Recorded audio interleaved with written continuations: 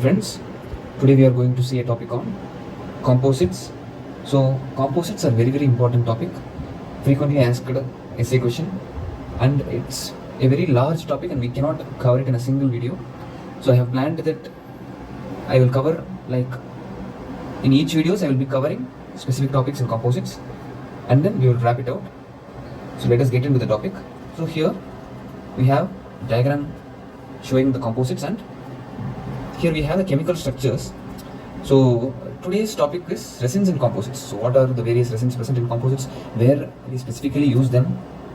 So we will see them in detail. So most important one is this GMA, and then the next major important one is TEC-DMA. So here we can see an aromatic ring. So we can very well understand that this GMA is an aromatic chemical structure, whereas all the others are aliphatic. So TEC-DMA is the next very important resin. Then we have a monomer called HEMA, which is hydrophilic.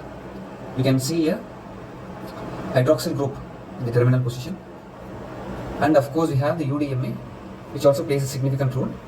And DDDMA is also a structure but not much used resin. So let us get into the topic. Most of us would have seen these composite structures, various kind of instruments which are used for composite restoration. So these are the different various types of shades used in composites, so which we match with the patient's tooth and we just do the restoration, whereas the bottle here is dent bonding agent and we have the etchant here and we have the applying brush which we use to apply the dent bonding agent, and then this is the kit commonly used for composite restoration. This is just to brief you about. Let us get into the topic.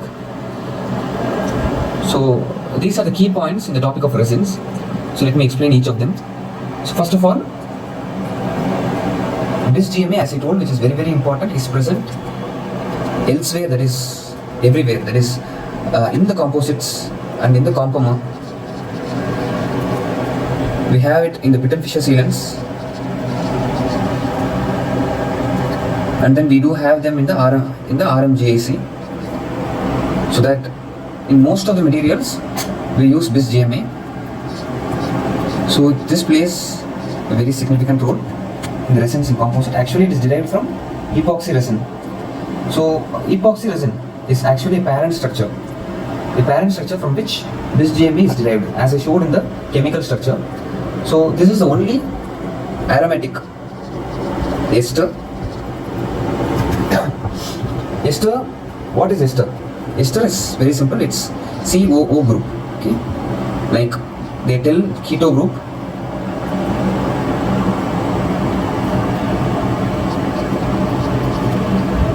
So we have the ketone group. Similar to that we have ester group.